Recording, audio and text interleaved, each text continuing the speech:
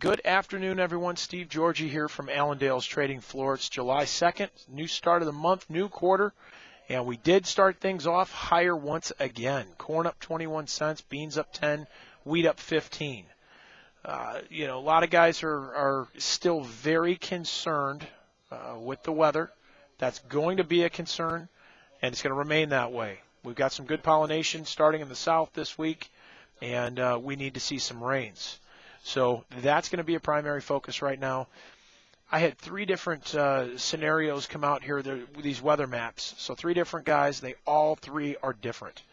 So we listened to Drew Lerner quite a bit. He's done a very good job for us. He's actually had increased some rainfall here through the week, and we've got some pretty good totals coming through the south, as well as covering the Corn Belt. Some very good coverage across the Corn Belt as well. Then you look at the European models. The European models are the extreme opposite. Still hot and dry, still remain that way, and they have not budged yet. So we got everybody else kind of in the middle. We need to see what happens. That's going to be a big deal.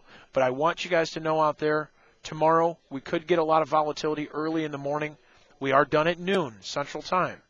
So you're going to have guys trading tomorrow morning for what they think is going to happen come Thursday, because we're done at noon tomorrow. We're off Wednesday, and we don't open up until 9:30 Central Time along with the pit on Thursday. So you're going to have guys adjusting for positions that way as well. So tonight, though, we open up here in a little bit. Probably going to see us work a little higher tonight. We had good to excellent ratings come out today. Guys were expecting to see a little bit further of a decline for good to excellent ratings on corn and beans. We got an 8% decline for corn and beans. This is a lot bigger than what they thought. Corn down to 48% good to excellent. So that's down from 56 last week. Beans down to 45% good to excellent. That's from 53 last week. So pretty big declines right now as far as corn and beans. That's probably going to get us to start off a little better overnight. But once again, the weather will trump everything at this point. Continue watching these weather maps. So I do expect to see us trade a little higher. I would not be surprised if we trade higher going into the close there at noon tomorrow as well. As far as some of the outside markets, the dollar gaining back some of its losses that it had from Friday, up 22 cents for the dollar. Crude oil down $1.22 right now, so giving back a little bit of the gains that it had made on Friday as well.